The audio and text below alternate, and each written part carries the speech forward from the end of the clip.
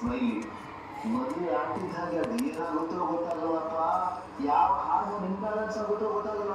ಪಕ್ಕದ ಬೇರೆ ತರ ಇದ್ದವರು ಆಯಿಲ್ ಹಾಕಿ ಹಾಕೊಂಡು ಬರಕ್ಕಾಗಲ್ಲ, ಕಳ್ಕೊಂಡಿರ್ಬೇಕಷ್ಟೇ. ಅವನು ಹೇಳ್ತಾನೆ ಅಂತ ಹೆಂಗ್ ಕೇಳ್ತಾನೆ ಅಂತೀರಪ್ಪ. ಅವೆಲ್ಲ ಏನು ಇಲ್ಲಪ್ಪ.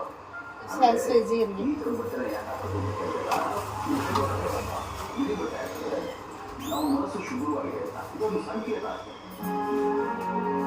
ಮನಸ್ಸು ಶುಭ್ರವಾಗಿದೆ ಇದ್ರೂ ಪರವಾಗಿಲ್ಲ, ಮನಸ್ಸು ಶುಭ್ರವಾಗಿರ್ಬೇಕು ಅನ್ನೋದು ಕಾನ್ಸೆಪ್ಟ್.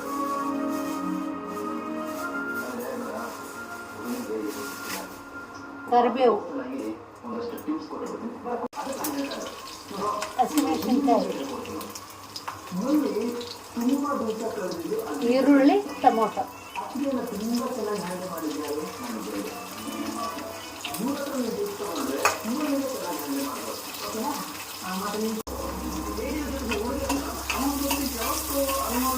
ಟೊಮೊಟೊ ಬ್ರೌನ್ ಆಗ್ಬೋದು.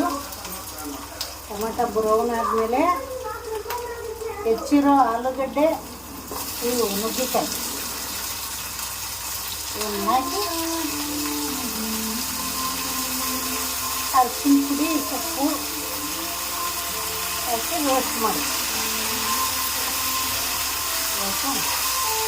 ಬೇಯಿಸಕ್ಕಿಡಬೇಕು.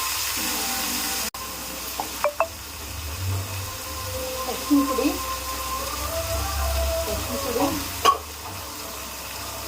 ಉಪ್ಪು, ಹಳ್ಳುಪ್ಪು ಹಾಕಿ ರೋಸ್ಟ್ ಮಾಡಬೇಕು. ಆಯಿತಾ?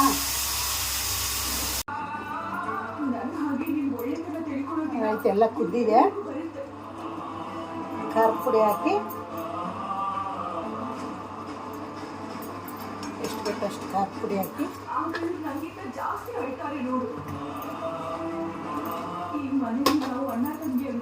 ಸ್ವಲ್ಪ ಧನಿಯಾ ಪುಡಿ,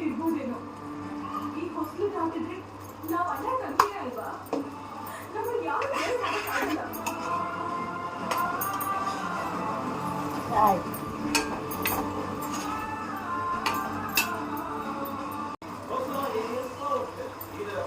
ಆಯ್ತು,